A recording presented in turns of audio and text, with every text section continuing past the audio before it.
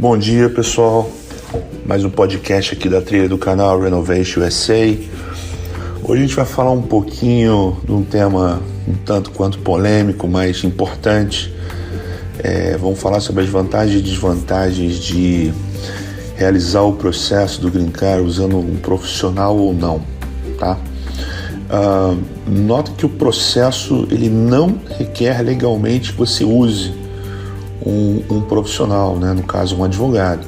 Ele pode ser self-petition totalmente, isso está claro, está escrito dentro das regras da USCIS. Eu mesmo conheço inúmeras pessoas que já fizeram assim, então não é legalmente solicitado que você faça a sua self-petition do EB2NW com a ajuda de um advogado, ok? Contudo, existem alguns prós e cons, né? E eu acho que esse é o objetivo do bate-papo de hoje, tá? É uma decisão individual de cada um, tá? Eu acho que o meu papel aqui é mostrar os prós e cons, tá? Assim como pontuar onde tem uma ajuda que pode ter valor e, claro, a decisão final fica com cada um com base no que entende ser risco, capacidade financeira de contratar e, claro, segurança para fazer sozinho a sua própria petição. Então, eu enumerei 12 tópicos, tá, que se relacionam com o tema, que eu vou chamar de identificadores de sucesso. Tá? Para cada um deles eu vou comentar com base na minha própria experiência e conhecimento adquirido os pontos positivos e negativos. E assim, cada um vai entender claramente onde ou como o seu próprio processo pode ser influenciado por aquele, digamos, identificador, tá bom? Queria frisar, claro, que essa é uma opinião fundamentada em dados, estatísticas, experiências, estudos que eu fiz, tá bom? Tudo aqui é com base no que eu li, vivi e aprendi. Não tome como verdade absoluta, até porque algumas coisas podem mudar no meio do caminho, né? As regras, os processos, os reguladores. Então, tentando mesmo aqui é só clarear de uma forma lógica, estruturada, o que a gente pode dizer que seria bom ou ruim, né? Positivo, negativo, fácil, difícil, né? E você, né, vai tomar uma decisão no final. Se você ouvir esse podcast até o final, você vai ver o resultado e talvez se surpreenda, tá bom? Então vamos lá. O primeiro tópico, tá, dos 12, eu chamei de custo-benefício. Bom, esse aqui claramente é muito mais caro fazer com um advogado, tá? Os custos eles têm subido muito, né? E os custos, para quem está no Brasil, além dos custos têm subido muito em dólar, esses custos tiveram potencialização do câmbio, né? Então se tornou alguma coisa muito realmente fora da caixa e inviável, tá? Eu comparando com os custos de 3 anos atrás, eu vou dizer para vocês que os custos subiram 100% em relação ao que eram cobrados há 3 anos atrás, e o câmbio talvez tenha subido outros 100%, quer dizer, você coloca aí que o que era 10 mil dólares há 3 anos atrás, hoje é 30 mil dólares, né? Vamos dizer, fazendo uma matemática aqui. Então realmente se tornou quase proibitivo, né, para muitas pessoas realizar o processo com o auxílio do advogado. Então, por isso a gente tem diversas iniciativas de pessoas e grupos de pessoas tentando fazer sua própria petição. Cada um sabe aonde precisa de ajuda, cada um entende a sua própria capacitação em fazer. Não existe uma regra, tá? Ou você só pode fazer sozinho, ou você só pode fazer com advogado, tá? Eu mesmo defendo uma regra intermediária, mas eu acredito que existem sim custo-benefício, tá? Mas cada um tem que avaliar a sua condição financeira, né?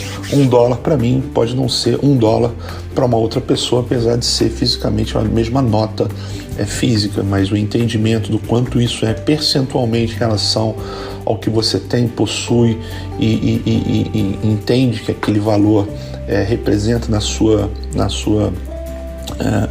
condição financeira, isso é individual, mas claramente o custo é muito maior de se fazer com um advogado, até porque obviamente você tem que contratar o serviço, mas eu dei um ponto aqui para fazer o processo sem o profissional, tá? Porque realmente está bem mais caro. O segundo ponto vou chamar de riscos de aprovação, tá? Quer dizer, você fazer com ou sem, você aumenta ou diminui o seu risco? Não, tá? O risco é o mesmo. Primeiro porque quem faz a avaliação é um profissional qualificado do Departamento de Imigração dos Estados Unidos, o USCIS. Então é ele que vai decidir sobre a sua petição. E é ali que está o risco, né? Eu acho que o risco ele não está na aprovação, ela está no desenvolvimento da sua petição, como é que você organiza aquele material. Então, não existe, né, se vocês ouvirem falar que o processo feito com um profissional ele tem menos risco na aprovação, não é na aprovação, é no desenvolvimento, talvez, tá bom? Então, na aprovação não tem risco, para mim aqui é o mesmo risco, então eu dei um ponto para fazer o processo sem o profissional, tá bom? O terceiro ponto eu estou chamando de suporte aos forms, tá? Os forms, sejam eles enviados online, enfim, são os formulários que têm que ser preenchidos, o I-140, o I-485, o 9089, o 10260, tem vários forms aqui que eles são, nesse aqui empatou, tá? Eu vou explicar por que para mim o conceito empatou. Primeiro, eles são autodidáticos, né? Eles têm templates disponíveis, eles têm inclusive um material muito bom no próprio site do USCIS que ele explica como preencher, mas eles têm muitos campos difíceis e o entendimento às vezes ali não está claro. Não está claro às vezes como você buscar aquela informação, ficam certas dúvidas. Eu mesmo percebo que muitas pessoas têm muitas dúvidas em campos que para mim são muito claros, né? E para outras pessoas não. Então é aí que entra talvez o valor do profissional. Ele vai clarear um pouco para vocês, né, qual o real objetivo daquele campo na sua condição, entendeu? Então tem campos que devido à condição A você tem que preencher com uma coisa, devido à condição B você tem que preencher com outra coisa.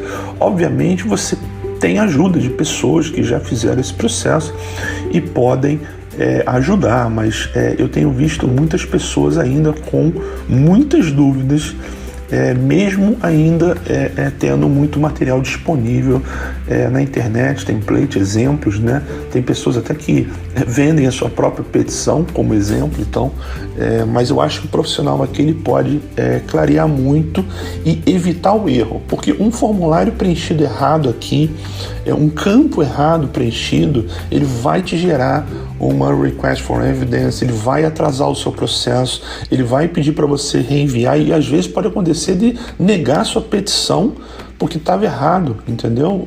Quer dizer, existem riscos aqui que o profissional que conhece aquele formulário, né, e tem alguns formulários que eles são mais fáceis e outros são mais difíceis, entendeu?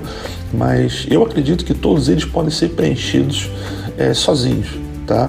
Mas existem pessoas com mais dificuldade, por isso que eu acho que o profissional aqui pode ter um valor de cobrir essa deficiência de conhecimento para algum grupo de pessoas, tá bom? Então aqui eu empatei, eu dei um ponto para cada um, tá bom?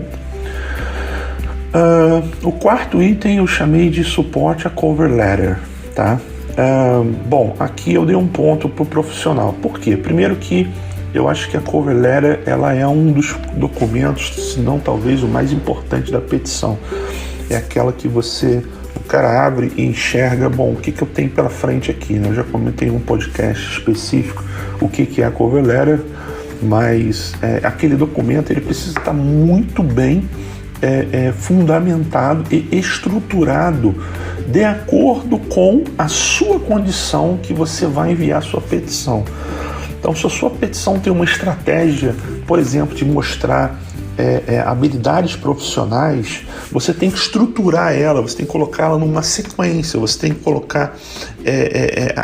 a sua cover letter tem que demonstrar uma sequência estratégica e lógica para a cabeça da pessoa que direcione ele a pensar sobre experiência profissional.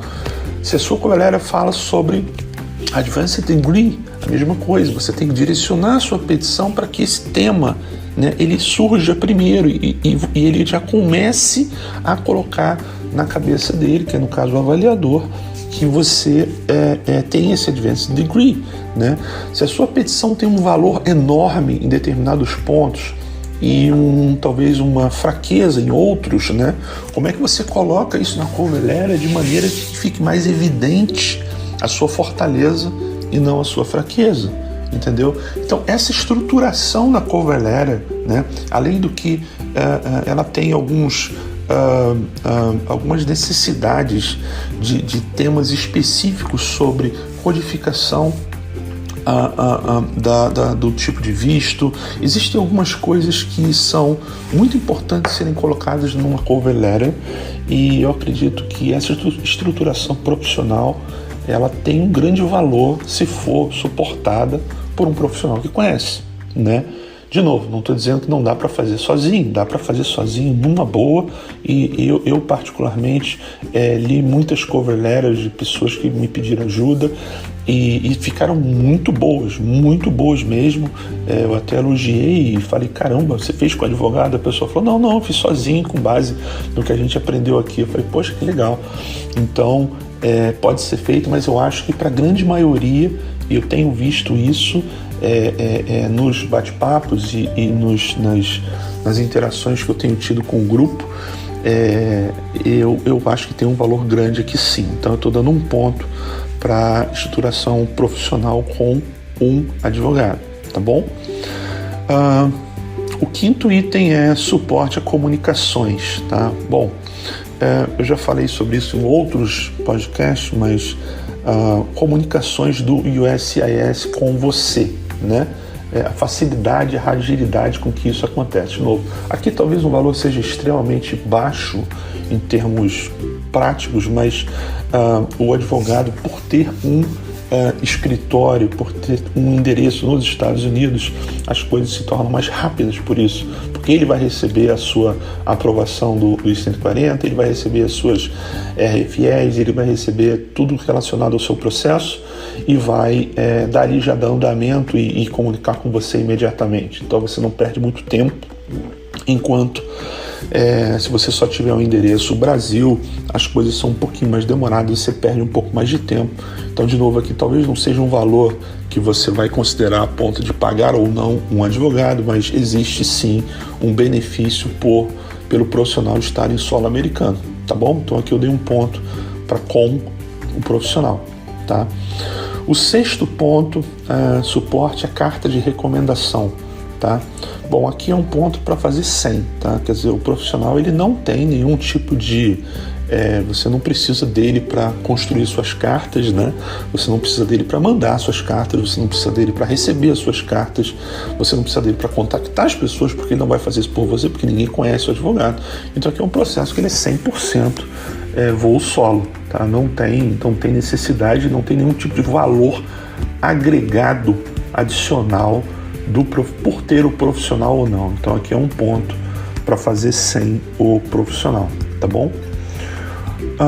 O sétimo ponto é suporte a evidências, tá? Evidências do processo, fotografias, citações, cartas, e-mails, quer dizer, tudo isso também não precisa do profissional, né? Ele não vai conseguir isso por você, ele não vai te ajudar em nada, absolutamente nada aqui, porque você que vai ter que correr atrás de tudo.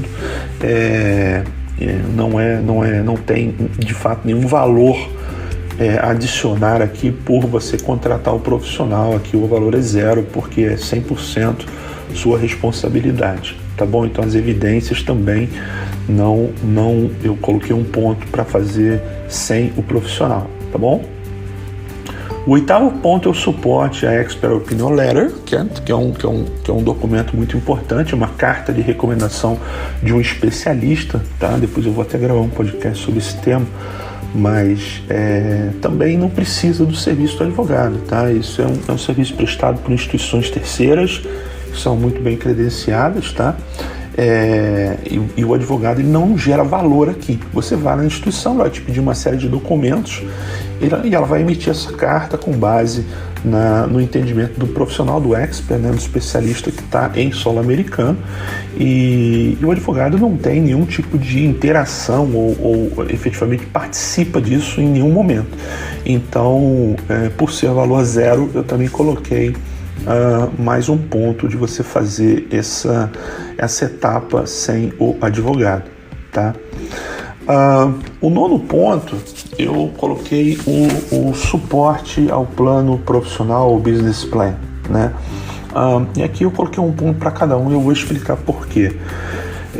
Primeiro que você faz o seu plano profissional, ou você tem uma ajuda de alguma instituição para fazer o seu plano profissional, o seu business plan, né? Você desenvolve, o advogado ele acaba não participando disso, é verdade. Mas ele tem um papel interessante depois, que ele faz uma crítica sobre isso. Primeiro que você pode usar duas coisas do profissional nesse tema. Primeiro, ele pode fazer uma crítica com relação à organização do plano e com relação ao que o USCIS entende como ser um plano profissional, um business plan, tá? Lembrando que nem sempre os entendimentos são iguais, mas esse profissional ele está vivendo aquilo no dia a dia, então ele sabe como é que as coisas podem ter um grau de positividade ou negatividade, né? Se aquela estruturação ela faz sentido para um modelo de petição de um processo de imigração para o USCIS. Então, quer dizer, você pode fazer um business plan com N tipo de formatos, ou um professional plan com N tipo de formatos, né? O meu foi num formato X, né? Com folhas brancas, e não teve um pingo de cor, né? E eu tenho visto muitos planos profissionais hoje, né, maquiados com extremamente coisas que eu acho que perdem um pouco do caráter de foco. Você tira um pouco do foco da pessoa, a pessoa que está avaliando fica olhando muito mais outras coisas do que efetivamente a essência, talvez, minha opinião. Mas você tem que adaptar aquilo para uma realidade de uma petição, de um processo de imigração. E é isso que é um processo de imigração, uma petição.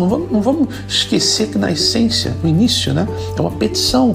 Você está peticionando para um processo para se qualificar a determinado visto que te permite ter o green card. Então, esse link com o que você tem e o fundamento daquele processo, um profissional te ajuda, sim. E a segunda coisa que ele te ajuda servindo de crítico para o seu próprio plano. Ele vai ler o seu plano e ele vai interagir com você e vai te dizer se ele entendeu, se ele não entendeu, se está claro, se não está claro, se tem pontos ali que precisam melhorar, se não precisa. Ele vai servir como se fosse o avaliador do seu processo. E ali tem um valor, tá? E por própria experiência, tá? Eu vou te dizer para vocês que isso ajuda demais, porque você vai perceber que algumas coisas no seu plano podem estar muito claros para você, podem estar muito diretos, né, para você, que você não tem sombra nenhuma de dúvida de que para você aquilo é aquilo, mas para uma pessoa terceira que está lendo não é verdade. Então você não vai estar lá para apresentar. Você vai ter que, com o seu próprio documento, fazer com que aquela pessoa que está avaliando tenha um entendimento daquilo. Então, ele servindo de simulador de entendimento, isso tem um valor sim. Então, é por isso que eu pontuei um para cada um, apesar de você poder fazer 100% sozinho, sem precisar do processo do profissional. Ele tem um valor que pode te ajudar a gerar menos risco da sua petição não ser aprovado, tá bom? O 10º item aqui eu vou chamar de suporte à estruturação da petição, tá? Como é que você organiza, né, a sequência, como é que você organiza a sua petição de maneira com que, baseado na sua estratégia, ela esteja, digamos, com uma condição mais favorável ao entendimento e, consequentemente, à aprovação. Cada pessoa tem uma estratégia diferente, né, no seu processo. Tem pessoas que têm, já começa pela entrada, né? Você pode se qualificar de 3 formas. Você pode ter o Advanced Degree, você pode ter a experiência, você pode ter os 2, né? Então, dependendo de como uma coisa é mais forte do que a outra, você tem que colocar isso numa sequência, você tem que colocar isso numa forma estruturada de que é muito semelhante da cover letter, que é um sumário, mas ali as suas cartas, vamos dizer assim, né? Como é que você sequencia as suas cartas? Como é que você faz um link das suas cartas com o seu currículo que você desenvolveu, que não é aquele resumê de 1 a 2 páginas, o seu currículo de 5, 6 páginas? Como é que você faz um link dessas duas coisas com o seu plano profissional? É melhor colocar um na frente do que o outro. Como é que você estrutura isso de uma forma que, baseado na sua estratégia e baseado naquilo de que, efetivamente, o USCIS entende ser uma estratégia boa para eles efetivamente poderem avaliar, como é que isso encaixa, né? E aí é individual de cada pessoa, não tem um template. Eu sempre recomendo você colocar numa sequência, né? Um template falando, né? Você coloca a cover letter, depois você coloca o seu currículo, depois você coloca suas cartas de recomendação, depois você coloca a sua expert opinion letter e depois você coloca o seu plano profissional. Foi assim que eu fiz porque essa era a minha estratégia. Mas, na verdade, não necessariamente você precisa colocar nessa sequência. Você pode ter algumas outras coisas onde o seu plano profissional é a cereja do bolo, é o negócio mais sobrenatural, né?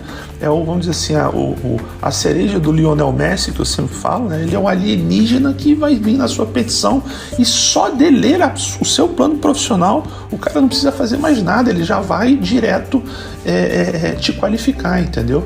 Então, esse suporte na estruturação da petição, ele tem um valor muito grande dependendo da sua estratégia, e é por isso que eu dei um ponto para fazer com o profissional, porque ele vai te ajudar muito a fazer isso, vai te discutir com você sobre qual a melhor forma de apresentar aquele pacote para o USCIS, tá bom? O 11º é o suporte a Request for Evidence, ou NOID, né, que é a intenção de deny, né, que não é nenhuma mais evidência, que está quase negando. O Request for Evidence tem alguma coisa faltando, não entendi, e o NOID eu vou negar. Então, esses dois certamente aqui está talvez o maior valor de você ter um profissional te ajudando. Por quê? Porque dependendo da RFE, né, e eu vou falar do caso mais comum, que é a RFE, o NOID certamente você vai precisar, porque é um processo muito mais complicado. Mas a RFE, se não for uma RFE simples, tá faltando esse documento aqui, né? Tá faltando uma cópia de alguma coisa, né? Se for uma RFE do tipo, eu não entendi o seu National Interest Waiver, os prongs, eu não entendi isso aqui, por favor, clareie melhor, né? Bom, você vai se deparar numa situação que é a seguinte: você já mandou tudo que você achava bem feito, você já escreveu a sua cover letter, você já pegou a sua expert opinion letter, você já efetivamente colocou as melhores cartas de recomendação, você fez uma petição que para você, aos seus olhos, estava 100% e alguém não entendeu.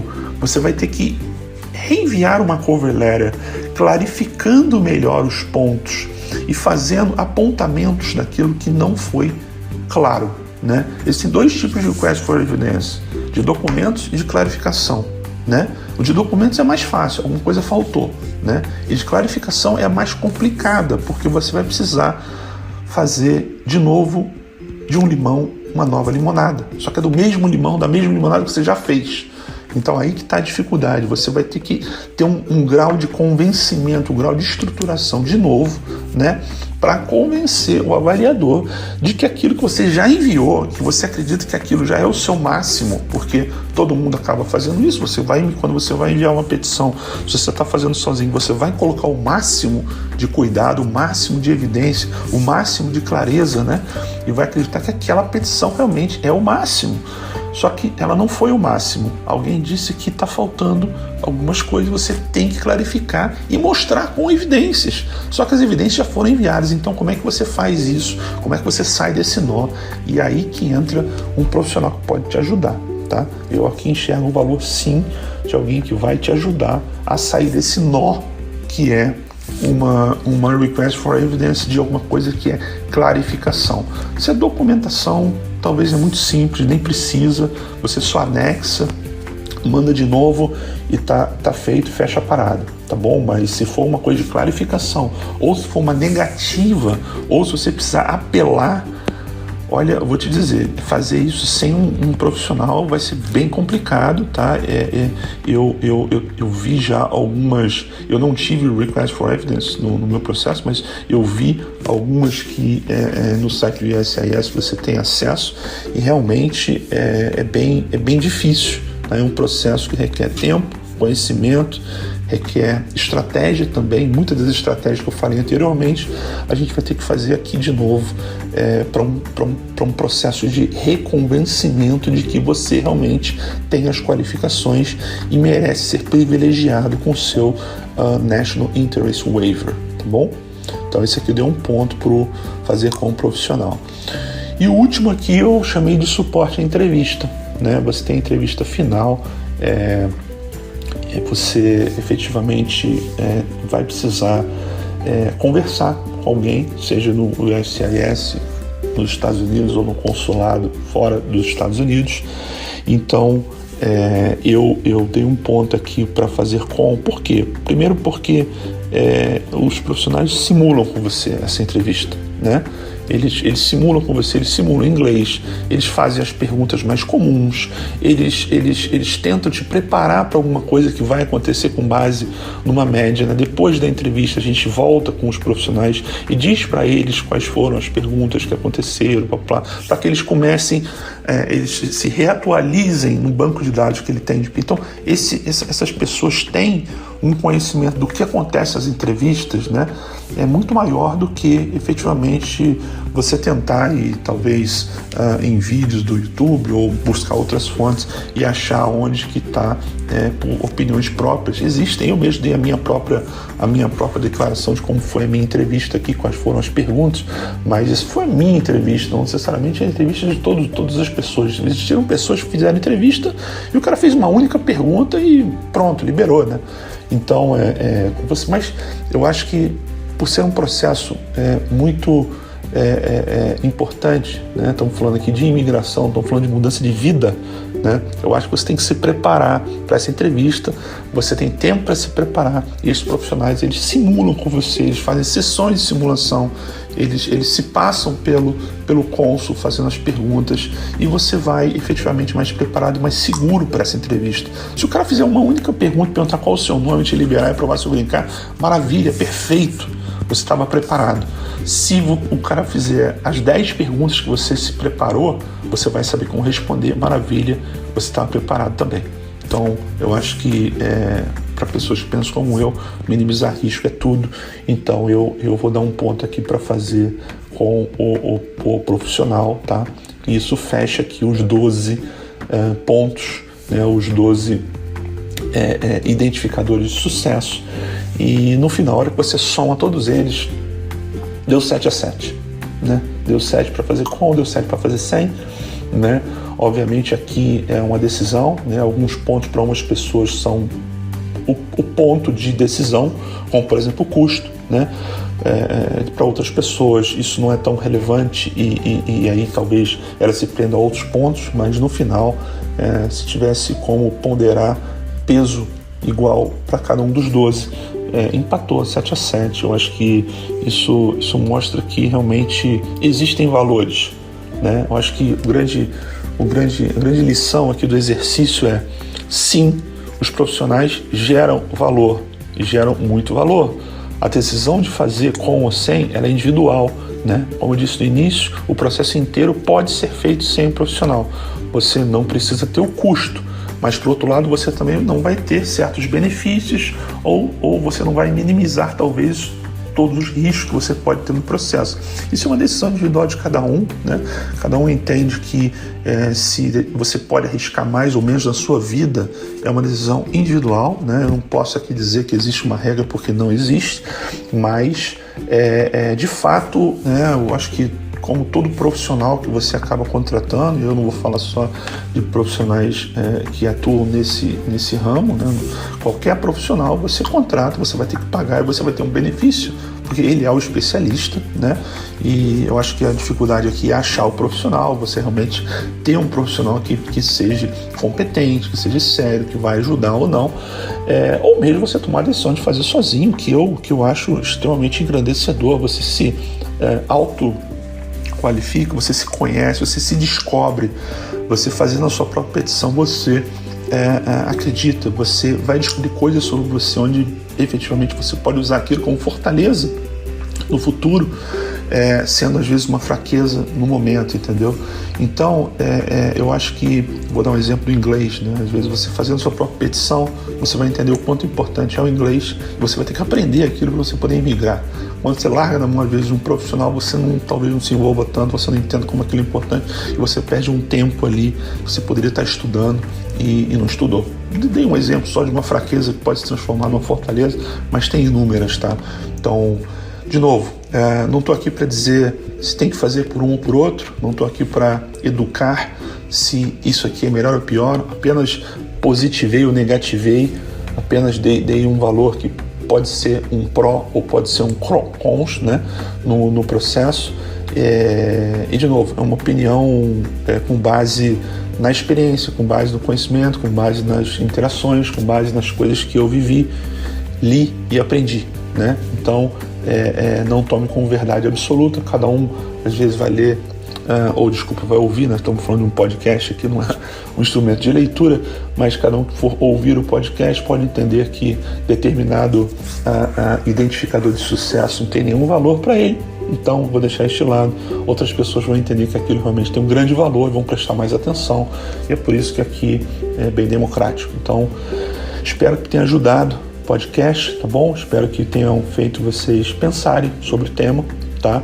Muitas pessoas não vão ligar para isso, muitas pessoas vão definitivamente mudar a forma que estão pensando sobre o tema, e outras pessoas sequer vão ouvir o podcast porque não querem ouvir do assunto. Eu respeito todos eles, afinal de contas aqui, de novo, não sou dono da verdade, eu estou apenas tentando fazer um compartilhamento de informações, compartilhamento de própria experiência, porque a vida é uma troca de experiências, tá bom? Obrigado, até a próxima.